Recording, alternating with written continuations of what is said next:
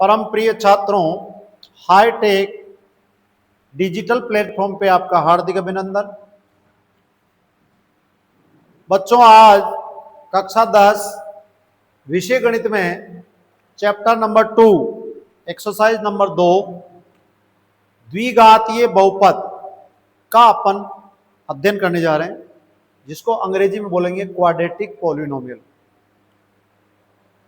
बच्चों, ये जो चैप्टर है ये माध्यमिक शिक्षा बोर्ड में 4 अंक का क्वेश्चन चैप्टर है। माध्यमिक शिक्षा बोर्ड इस अध्याय से आपको 4 अंक के प्रश्न पूछने जा रहा है। जरा ध्यान दीजिए, द्विघातीय बहुपद का अध्ययन करने से पहले अपन प्रीवियस नॉलेज लेनी चाहिए बीजीय व्यंजक की। ध्यान दीजिए, पहला टॉपिक बहुपद को समझने से पहले अपन समझेंगे बीजीय व्यंजक। बीजीय व्यंजक किसे कहते हैं, क्या होता है, इसके बारे में अपन विस्तार से अध्ययन करेंगे। गणित में चर और अचर 2 प्रकार की राशियां पाई जाती है। पहली राशि होती है चर और दूसरी होती है अचर। चर को अंग्रेजी में बोलेंगे वेरिएबल और इसको बोलेंगे कांस्टेंट। जब चर व अचर पदों के मध्य या चर व चरों के मध्य गणितीय चिन्ह प्लस है, माइनस है, गुणा है, भाग है, यदि आ जाता हो तो ऐसे व्यंजक को बोलेंगे बीजीय व्यंजक। वर्णमाला का जो अक्षर वो क्या कहलाएगा, चर कहलाएगा। चर का तात्पर्य होता है बदलने वाली राशि और अचर का तात्पर्य होता है न बदलने वाली राशि। जितने भी डिजिट होते हैं, जितने भी अंक होते हैं, जितनी भी संख्या होती है, दैट इज कॉल्ड कांस्टेंट। वर्णमाला का जो अक्षर है वो कहलाएगा चर। ध्यान दीजिए, चर व अचर, चर व अचरों के मध्य गणितीय चिन्ह धनात्मक, ऋणात्मक, गुणा, भाग आए तो उसे बीजीय व्यंजक कहते हैं। भैया बहनों, ध्यान देने की बात है, चर के मध्य भी आ सकता है चिन्ह, गणितीय चिन्ह, और चर और अचर के मध्य भी आ सकता है। जहां चरों की घात कुछ भी हो, कुछ भी होने का तात्पर्य वो घात नेगेटिव भी हो सकती है, वो घात भिन्न के रूप में भी हो सकती है, कुछ भी हो सकती है, उसको कहेंगे बीजीय व्यंजक। जैसे x plus 1/x, y² plus 2/3 z की पावर -3। यहां x चर कहलाएगा, घात कुछ भी हो सकती है, वो कहलाएगा बीजीय व्यंजक। तो सर्वप्रथम बहुपद को समझने से पहले बीजीय व्यंजक को समझना अति अनिवार्य है, क्योंकि बहुपद इसी का उदाहरण है। तो बीजीय व्यंजक हमारे समझ में आया, चर अज्ञात राशि, बदलने वाली राशि, अचर नहीं बदलने वाली राशि। यदि उन राशियों के बीच, चर व चर के बीच में, चर व अचर के मध्य गणितीय चिन्ह धनात्मक, ऋणात्मक, गुणा, भाग आ जाते हैं तो उसको कहते हैं अपन बीजीय व्यंजक। समझ में आ गया? नेक्स्ट अपन अध्ययन करेंगे बहुपद, जिसको अंग्रेजी में बोलेंगे पॉलिनोमियल।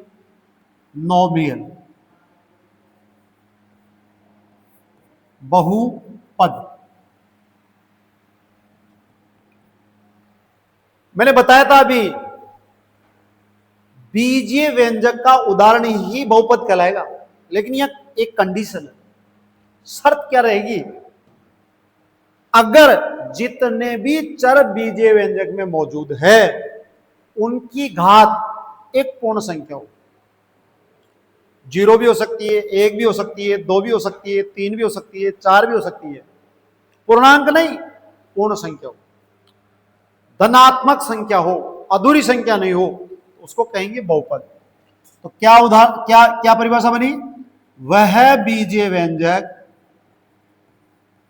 वह बीजीय व्यंजक जिसमें विद्यमान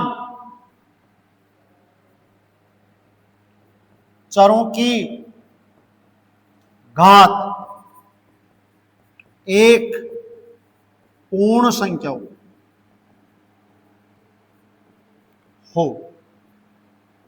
तो उसे बहुपद कहलाता है। In algebraic expression, every variable have exponent a whole number, that is called polynomial। वह बीजीय व्यंजक जिसमें विद्यमान चरों की घात एक पूर्ण संख्या हो तो उसे कहते हैं बहुपद, बहुपद कहलाएगा। और आपको निवेदन किया, प्रार्थना की, गुजारिश की, अपन ने प्रीवियस क्लास 9th क्लास में अध्ययन किया था, बहुपद में जो चर की उच्चतम घात है वही बहुपद की क्या कहलाएगी, घात कहलाएगी। हम कक्षा 10 में इस चैप्टर में जो पढ़ने जा रहे हैं वो पढ़ेंगे अपन एक चर में बहुपद। इसका मीनिंग क्या हुआ, इसका तात्पर्य यह हुआ कि बहुपद के अंदर केवल और केवल एक ही चर आएगा, उसमें 2 या 3 अत्यधिक चर मौजूद नहीं होंगे। तो ध्यान दीजिए, यहां बहुपद में उच्चतम घात को ही बहुपद की घात कहते हैं। और आपको पता है ये जो बहुपद की घात है वो ही उसके नाम को निर्धारित करेगी। समझा गया? बहुपद मेन फोकस अपना रहेगा बहुपद के ऊपर, और बहुपद में भी कौन से बहुपद में रहेगा, द्विघातीय बहुपद। अपने इस चैप्टर में माध्यमिक शिक्षा बोर्ड जो पूछेगा वो पूछेगा द्विघातीय बहुपद के बारे में। और आपको पता होना चाहिए जितना चर की उच्चतम घात होती है वही बहुपद की घात कहलाएगी, और जितनी घात होती है उतने ही अधिकतम शून्यक मौजूद हो सकते हैं। शून्यक कोई भी नहीं हो सकता, और शून्यक हो सकता है उसकी घात के बराबर अधिकतम। घात 1 है तो उसके अधिकतम शून्यक होंगे 1, घात 2 है तो उसकी अधिकतम घात होगी 2, अधिकतम शून्यक होंगे 2, और घात 3 है तो उसके अधिकतम शून्यक हो सकते हैं 3। शून्य का तात्पर्य वह अंक जिसकी वैल्यू को, जिसके मान को बहुपद में रखने पर बहुपद का मान शून्य हो जाता है तो उसको कहते हैं बहुपद का शून्य। एम आई राइट? अगला बिंदु अपन पढ़ेंगे बहुपद के प्रकार। बहुपद के प्रकार, टाइप्स ऑफ पॉलिनोमियल। बहुपद के प्रकार अपने को विशेष अपना फोकस रहेगा। मैंने निवेदन किया था, मैंने आपको बताया था 10th बोर्ड में इस चैप्टर के अंदर, सिलेबस के अंदर, पाठ्यक्रम के अंदर विशेष केवल और केवल द्विघातीय बहुपद के बारे में ही ज्यादा पूछा गया है। इसके अलावा उनका कैसा शेप है, उनका ग्राफ में कैसा प्रदर्शन है, उसके आधार पर, आलेख के आधार पर शून्यकों की संख्या पूछी जा सकती है। अपन पढ़ने जा रहे हैं बहुपद के प्रकार। तो बहुपद तीन प्रकार का होगा, तीन ही प्रकार बताएंगे। बहुपद,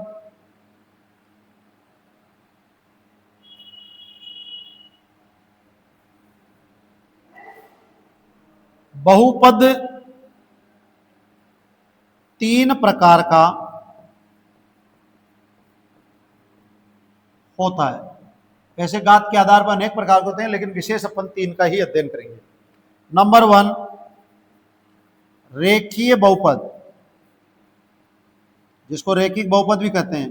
अंग्रेजी में बोलेंगे लीनियर पॉलिनोमियल। इसकी शॉर्ट परिभाषा मैंने कहा था, वह बहुपद जिसकी घात कितनी हो, 1। What is the meaning of exponent of polynomial? इसका तात्पर्य यह है कि वह बहुपद जिसमें विद्यमान चर की उच्चतम घात कितनी हो, 1, तो उसको बोलोगे रेखीय बहुपद। वह बहुपद जिसमें विद्यमान चर की उच्चतम घात 1 हो, तो उसे रेखीय बहुपद कहते हैं, लीनियर पॉलिनोमियल। मैं इसको सीधा सीधा अर्थों में समझा रहा हूं। रेखीय बहुपद उसी को कहा जाएगा जिसमें बहुपद की घात 1 हो। अपन ने 9th क्लास में पढ़ा था, बहुपद की घात अर्थात उस बहुपद में विद्यमान चर की सबसे बड़ी घात को ही बहुपद की घात कहते हैं। तो पहला अपने समझ में है रेखिक बहुपद, रेखीय बहुपद। रेखिक बहुपद भी कह सकते हैं, रेखीय बहुपद भी कह सकते हैं। वह बहुपद जिसमें विद्यमान चर की उच्चतम घात 1 हो, तो उसे रेखीय बहुपद कहते हैं। इसमें रेखीय जो बहुपद है का व्यापक रूप, जिसको मानक रूप भी बोल सकते हैं, और अंग्रेजी में बोलोगे उसको स्टैंडर्ड फॉर्म, वो क्या होगा, ax प्लस बी, जहां a डज नॉट इक्वल 0। और इसको मैं डिनोट कर सकता हूं p ब्रैकेट x।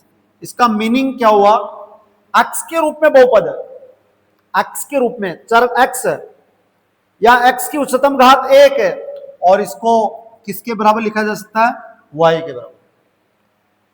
x के रूप में बहुपद को px लिखा जाएगा, ax प्लस भी लिखा जाएगा, जहां a का मान किसके बराबर नहीं होगा, 0 के बराबर।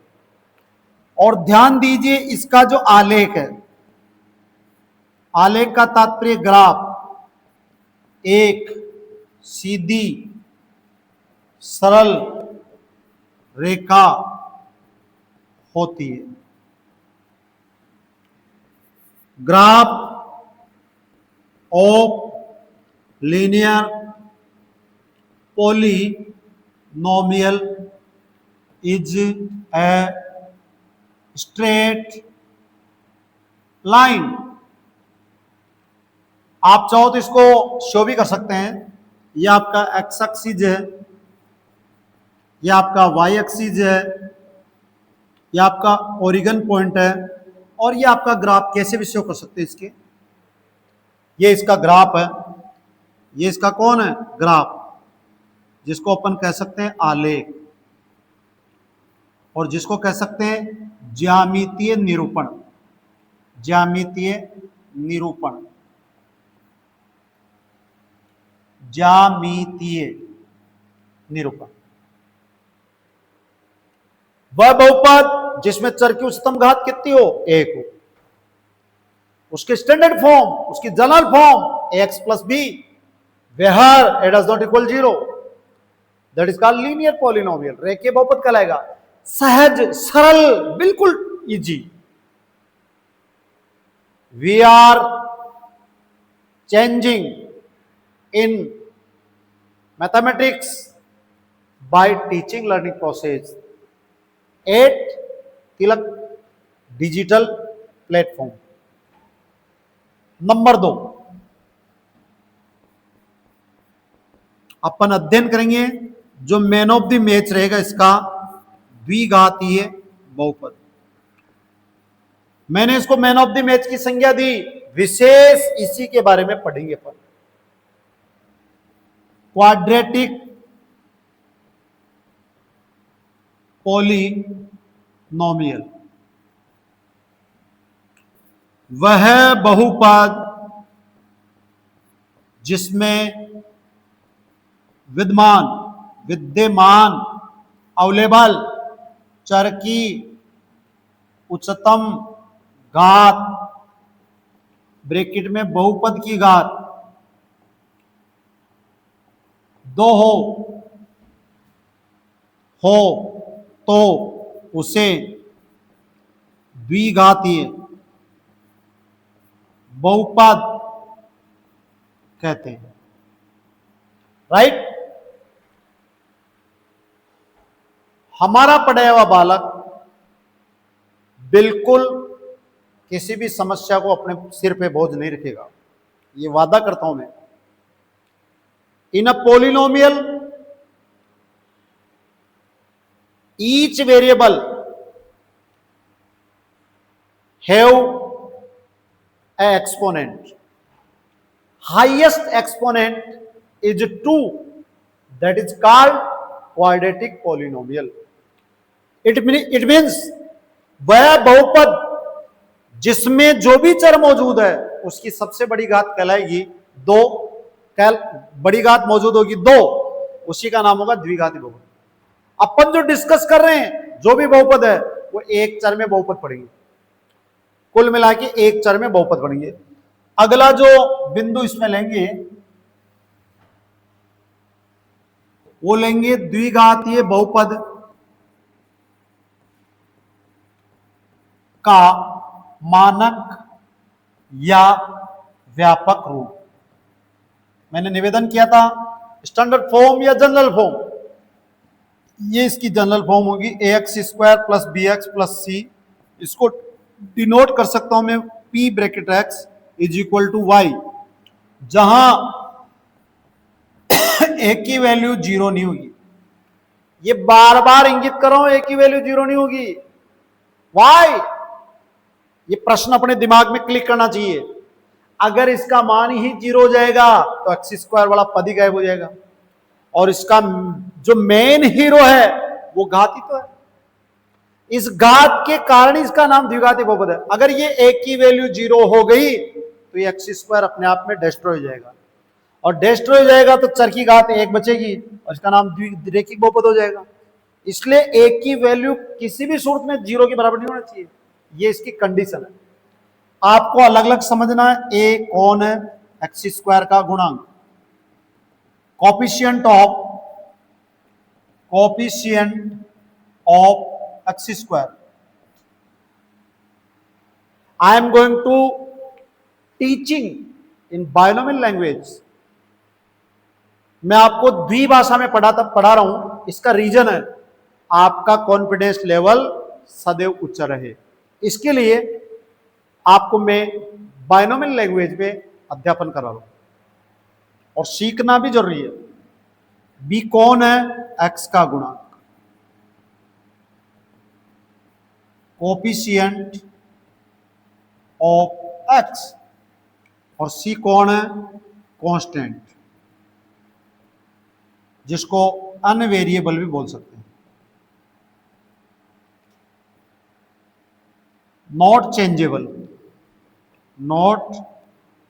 चेंजेबल, जो अपरिवर्तित राशि होती है उसको कहते हैं कांस्टेंट।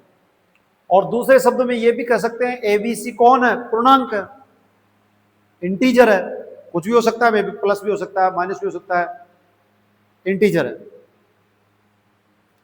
इसका ज्यामितीय जो निरूपण है, ज्यामितीय निरूपण या आलेख या ग्राफ कैसा होगा? परवलयाकार होगा, जिसको अंग्रेजी में बोलोगे पैराबोला। ग्राफ में इसको कैसे शो करोगे?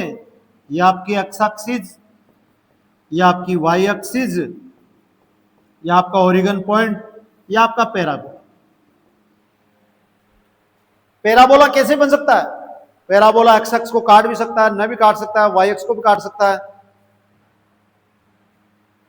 ये इसका ज्यामितीय निरूपण होगा। मैंने निवेदन किया, प्रार्थना की, गुजारिश की, अधिकतम शून्य घात के आधार पर कितने हो सकते हैं? 2। अधिक शून्य हो भी सकते हैं और न भी हो सकते हैं। शून्य का तात्पर्य मैंने बता दिया था, वह अंक या वह संख्या जिसको बहुपद में रखने पर बहुपद का मान शून्य की तरफ अग्रसर हो जाता हो, तो उसको कहलाते हैं शून्य, जीरोज। ये अपना मैन ऑफ द मैच रहेगा, द्विघातीय बहुपद। इसका ही सबसे ज्यादा डीपली इस चैप्टर में अध्ययन होगा। थर्ड टाइप, त्रिघातीय बहुपद, क्यूबिक पॉलिनोमियल। वह बहुपद, ध्यान दो बेटा, मैं दावा करता हूं ये जो मैथमेटिक्स है वो सभी विषयों से सबसे सरल विषय है। इसमें बालक हीरो ही रहेगा। एवरी कॉन्सेप्ट, प्रत्येक अवधारणा उसकी क्लियर रहनी चाहिए। चर किसे कहते हैं, अचर किसे कहते हैं, घात किसे कहते हैं, इन सभी बातों का नॉलेज अपन रखेंगे तो अपने आप इजी गोइंग, अपन एवरी प्रॉब्लम को आप इजी गोइंग सरलतम तरीके से हल कर सकते हैं। Every question can be solve by each student, I commitment to you. तो बताइए कि परिभाषा क्या होगी त्रिघातीय बहुपद की? वह बहुपद जिसमें उच्चतम घात, इसको कैसे भी कह सकते हैं 3 हो, इसको ये भी कह सकते हैं बहुपद की घात 3 हो, कैसे भी परिभाषा दी जा सकती है। उसका मेन कॉन्सेप्ट ध्यान में रखना है। बहुपद की घात उसको कहते हैं जो चर की सबसे उच्चतम घात है। मैंने पहले बता दिया था, 9th क्लास में अपन ने भली भांति पढ़ा है।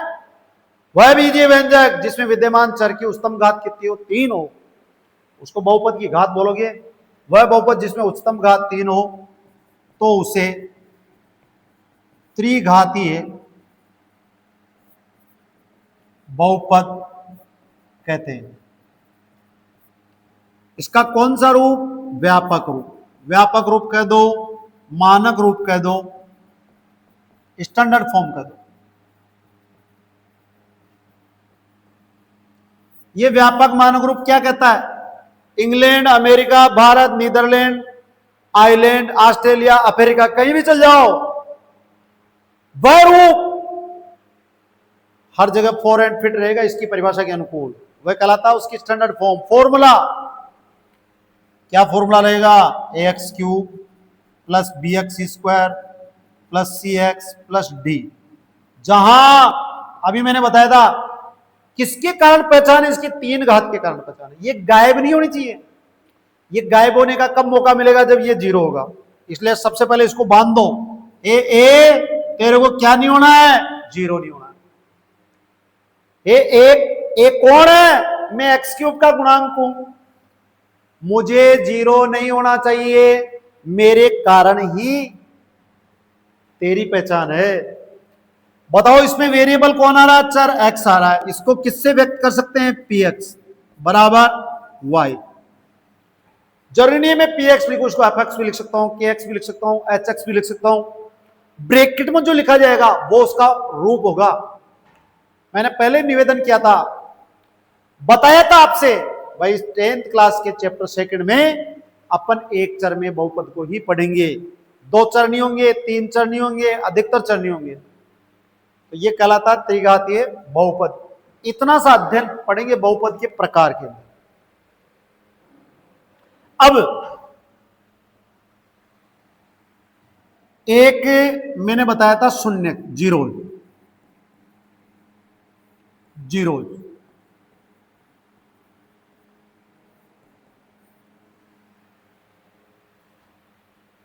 याद नहीं करना है। मैथमेटिक्स जो सब्जेक्ट है वो समझने का सब्जेक्ट है भाई। याद कितनी बातों को करेंगे, इसलिए अपना अंडरस्टैंडिंग पावर बहुत अच्छा होना चाहिए। लर्निंग पावर से ज्यादा अंडरस्टैंडिंग पावर आपका मजबूत होना चाहिए। आप एवरी प्रॉब्लम को इजी गोइंग, चलते चलते हंसते हंसते आराम से मुस्कुरा के पास कर देंगे, सॉल्व करेंगे। तो देखिए शून्य किसको किसको कहेंगे, वह अंक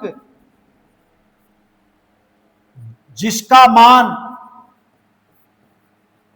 बहुपद में रखने पर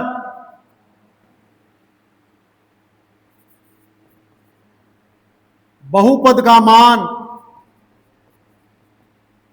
का मान शून्य हो जाए तो उसे शून्य कहते हैं।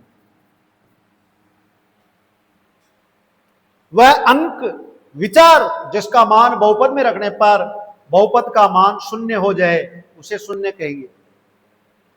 जैसे आपका रेखिक बहुपद पी एक्स बराबर ए एक्स प्लस बी था, जहां ए डज नॉट इक्वल 0 था, इसमें शून्य एक ही होगा, शून्य एक ही होगा।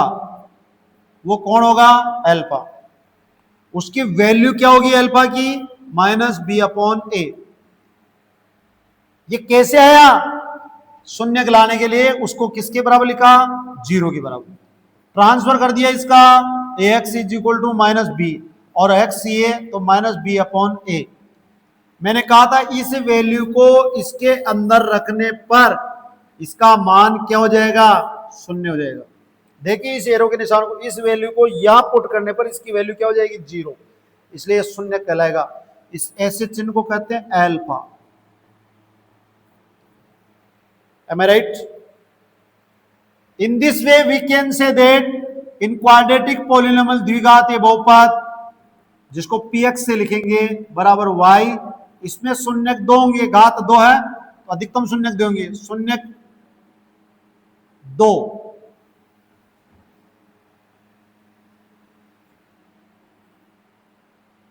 शून्य 2 होंगे। वो कौन कौन होंगे, अल्फा और बीटा। इसको क्या बोलूंगा, अल्फा, इसको क्या बोलूंगा, बीटा। तो द्विघातीय बहुपद में शून्य अधिकतम 2 हो सकते हैं, रैखिक बहुपद में शून्य का अधिकतम 1 हो सकता है। कंडीशन मैंने डाली, वह अंक जो बहुपद में रखने पर उसका मान बहुपद का 0 कर दे। इसकी सीधी सीधी कंडीशन है, बहुपद को 0 के बराबर लिखेंगे। इसी के आगे अपन इतना सा ही इसमें 2 की जानकारी रखेंगे। इसमें शून्य अल्फा है रैखिक में, इसमें अल्फा बीटा है। अपना जो मेन पॉइंट रहेगा वो पॉइंट रहेगा शून्य व गुणांकों में रिलेशन, संबंध, relation between coefficient and zeros in a quadratic polynomial. द्विघातीय बहुपद में शून्य व गुणांकों के बीच क्या संबंध होगा उसको अपन डायरेक्टली बता रहा हूं मैं, इतना आपके डेरिवेशन नहीं है, ध्यान दीजिए अपना। द्विघातीय बहुपद में शून्य अल्फा बीटा व गुणांकों के बीच संबंध, क्या रिलेशन होगा, तो ध्यान दो इधर शून्य को का योगफल, मैं डायरेक्टली बता रहा हूं, बराबर माइनस एक्स का गुणांक बटावा एक्स स्क्वायर का गुणांक। अपने पास समय है तो आराम से आप हिंदी में लिखें, नहीं तो इसको मैथमेटिकली लिखेंगे, alpha plus beta is equal to minus B upon A. यहां ब्रैकेट इसलिए लगाया, इसके बिफोर कौन सा साइन है, माइनस साइन। और दूसरा संबंध होगा शून्य को का गुणनफल बराबर अचर पद बटावा एक्स स्क्वायर का गुणांक, जिसको गणित में बोलोगे alpha beta is equal to C upon A. अथवा शब्द लगाएंगे यहां, ये भी लिखो चाहे ये भी लिखो, दोनों का अर्थ है। यहां भी अथवा शब्द लगाएंगे, ये लिखो चाहे ये लिखो।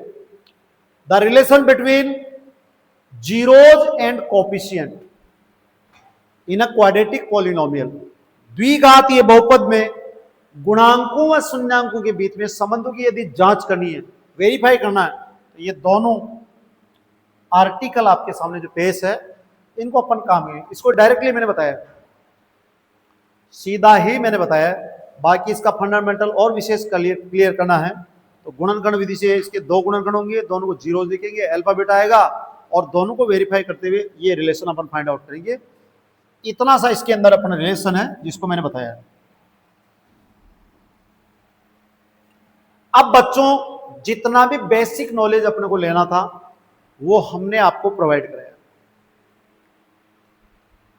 डिजिटल प्लेटफॉर्म से आपको सीधा सीधा फायदा यह है कि हम बहुत ही कम टाइमिंग में बहुत ही अच्छा फीडबैक आपको प्रोवाइड कराने जा रहे हैं। आपको मैक्सिमम प्रॉफिट प्राप्त हो रहा है बहुत ही कम समय में। अब अपन डिस्कस करने जा रहे हैं एक्सरसाइज 2.1। पहली बात में इसका 2.1 का हवाला देने से पहले मैं बता देता हूं इसमें किस टाइप का क्वेश्चन बोर्ड पूछेगा। मैंने कहा ये जो चैप्टर है 4 नंबर का है,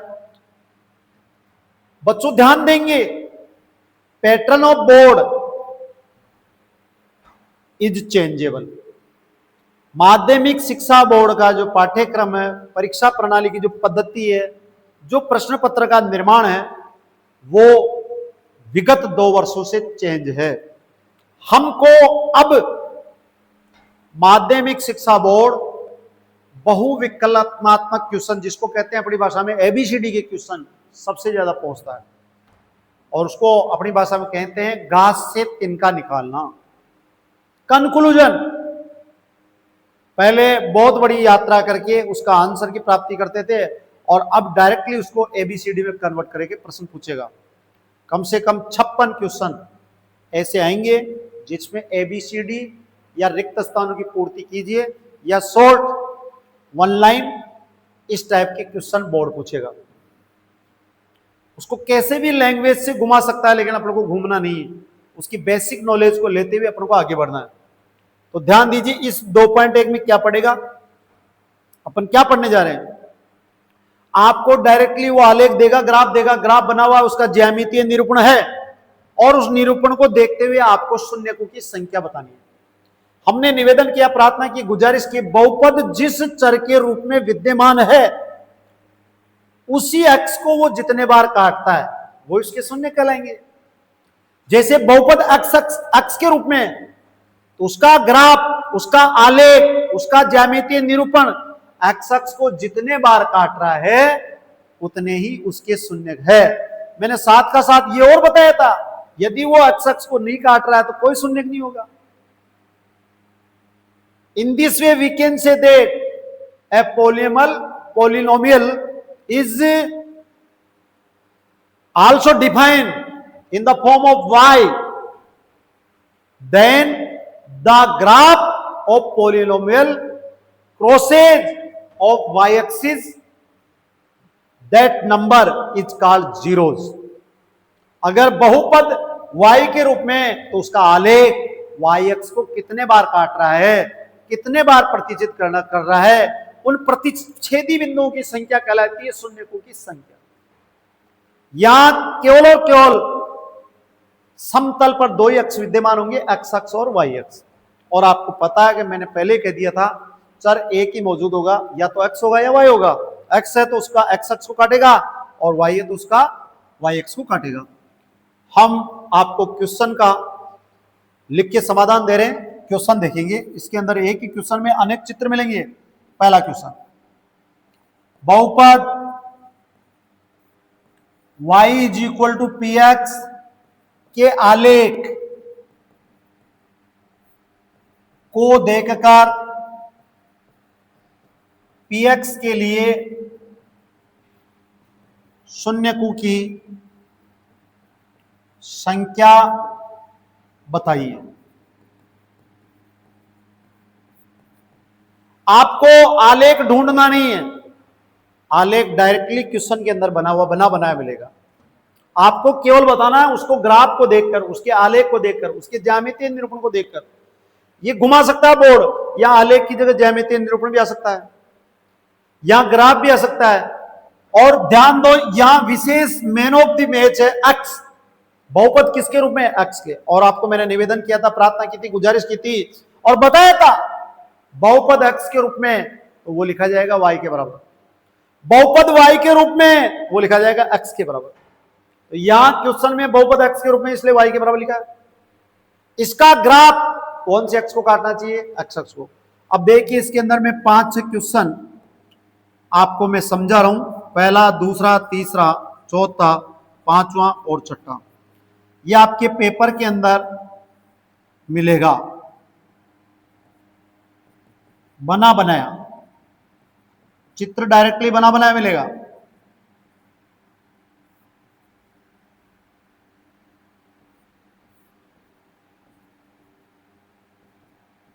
ये एक्स एक्स डैश, ये वाई वाई डैश, ये आपका ग्राफ। थर्ड क्वेश्चन में ये आपका एक्स एक्स डैश, ये आपका वाई वाई डैश, ये ओरिजिन पॉइंट, ये ग्राफ। फोर्थ क्वेश्चन के अंदर ये आपका एक्स एक्स डैश, ये आपका वाई वाई डैश, पेपर में मिलेगा बना बनाया, और ये आपका ग्राफ। फिफ्थ क्वेश्चन में ये आपका एक्स एक्स डैश, ये आपका वाई वाई डैश, और ये आपका ग्राफ मिलेगा। और सिक्स क्वेश्चन में ये आपका एक्स एक्स डैश और ये आपका वाई वाई डैश, और ये आपका ग्राफ। आराम से बच्चों ब्लैक बोर्ड पे, डिजिटल प्लेटफॉर्म पे आप इन चित्रों को देखिए, आराम से देखने का। मैंने जो बात आपको बताई थी वो बात अपने माइंड में क्लिक करनी चाहिए। मैंने क्या कहा था? मैंने कहा था अगर उसका ग्राफ एक्स एक्स को नहीं काट रहा है, यहां मैंने एक्स एक्स का नाम क्यों लिया? इसलिए लिया बहुपद किसके रूप में? एक्स के रूप में। बहुपद में कौन सा चर मौजूद है? एक्स मौजूद है, इसलिए एक्स एक्स का नाम लिया है मैंने। अगर वो एक्स एक्स को काट रहा है तो शून्य होंगे, और एक्स एक्स को नहीं काट रहा तो कोई शून्य नहीं होंगे। आप पहले क्वेश्चन में ये ग्राफ देखिए, ये लाइन, ये ग्राफ की लाइन वाई एक्स को काट रही है, एक्स एक्स को नहीं काट रही है, इसलिए आपका डायरेक्टली उत्तर होगा इसमें सीधा सीधा कोई शून्यक नहीं, कोई शून्यक नहीं, नो जीरोज। ये क्वेश्चन नंबर सेकंड में ये एक्स एक्स है, ये वाई एक्स है, ये ग्राफ स्ट्रेट लाइन सीधी रेखा, ये आपके एक्स एक्स को कितने बार काट रही है? एक बार काट ली, इसलिए एक शून्य, only 1 zero. Graph number third में ये जो ग्राफ है ये एक्स एक्स को नहीं काट रहा है, इसलिए इसमें लिखेंगे कोई शून्य नहीं। इजी, कोई माइका लाल आपके आंसर को गलत नहीं कर सकता। आपका कॉन्फिडेंस बोलता है, मेरा कॉन्फिडेंस बोलता है, और हमने जो एक बार अपनी कलम से पढ़ा दिया वो बालक 100 में से 100 मार्क्स लाता है। यही हमारी योग्यता है, यही ईश्वर का आशीर्वाद है। कम समय में अच्छी टाइमिंग के साथ अच्छा बैट्समैन छक्का या चौका ही लगाता है। इसलिए आपको मैं निवेदन करना चाहता हूं, यदि थोड़ा सा भी हमारी तरफ ध्यान दे लिया तो आपके 100 में से 100 मार्क्स प्राप्त होंगे। इसमें अतिशयोक्ति अलंकार कुछ भी नहीं है। क्वेश्चन नंबर 4, ये जो ग्राफ है ये पैराबोला। पैराबोला कब बनता है? जब किसी पत्थर को आकाश में फेंकते हैं तो ऐसे आता हो। अपनी जो जीभ है, अपनी जो जीभ को बाहर निकालते हैं उसका जो आकार बनता है वो कहलाता है परवलय। क्या कहलाता है? परवलय, पैराबोला। ये जो ग्राफ है क्वेश्चन नंबर 4 के अंदर इस एक्सिस को 2 बार काट रहा है, इसलिए कितने शून्य होंगे? 2 शून्य। क्वेश्चन नंबर 5 के अंदर ये आपका ग्राफ वक्राकार है, ये एक्स को काट रहा है 3 बार, इसलिए क्वेश्चन नंबर 5 में कितने शून्य होंगे? 3 शून्य, 3 zero. In this way question number 6 के अंदर अपन बात करेंगे आपका एक्स अक्ष को काट रहा है इसका ग्राफ 1 2 3 4, तो इसके अंदर कितने शून्य होंगे? 4 शून्य। कितने शून्य होंगे? 4। इस प्रकार से ये आपका एक्सरसाइज 2.1 समाप्त हुआ। ध्यान दीजिए, इसके ऊपर इस चैप्टर में अपन ने जो शुरू में पढ़ा वो पढ़ा बीजीय व्यंजक, वर्णमाला का अक्षर चर कहलाएगा और उसके साथ जो मौजूद दूसरा पद हुआ चर कहलाएगा। बहुपद में बीजीय व्यंजक का जो प्रकार है वही बहुपद है, और बहुपद में मैंने कहा था बहुपद में चर की घात एक धनात्मक पूर्ण संख्या होगी, उसके आधार पर उसका नाम पढ़ा था हमने। बताया था बहुपद 3 प्रकार का होता है मुख्य रूप से, ये पढ़ेंगे अपनी क्लास में, जिसमें बहुपद की उच्चतम घात 1 है, रैखिक बहुपद कहलाएगा। बहुपद की उच्चतम घात 2 है, द्विघातीय बहुपद कहलाएगा। बहुपद की उच्चतम घात 3 है, त्रिघातीय बहुपद कहलाएगा। हमने ये भी कहा था माध्यमिक शिक्षा बोर्ड 10th के अंदर इस चैप्टर 2 के अंदर एक ही चर वाले बहुपदों का अध्ययन करेंगे। और आज हमने जिस क्लास के अंदर डिजिटल एजुकेशन प्लेटफॉर्म से भी जो पढ़ा है वो पढ़ा है 2.1, जो आपके सामने मिनटों सेकंडों में ही अधिकतम समस्याओं का समाधान है। ये ग्राफ आपके पास डायरेक्टली अवेलेबल मिलेगा और आपको ऑप्शन पे पूछेगा, ये चित्र के आधार पर 4 ऑप्शन पूछेंगे जिसमें एक ऑप्शन ही होगा, कोई शून्य नहीं है। In this way every problem can be by solve. जय हिंद, जय भारत, जय सनातन।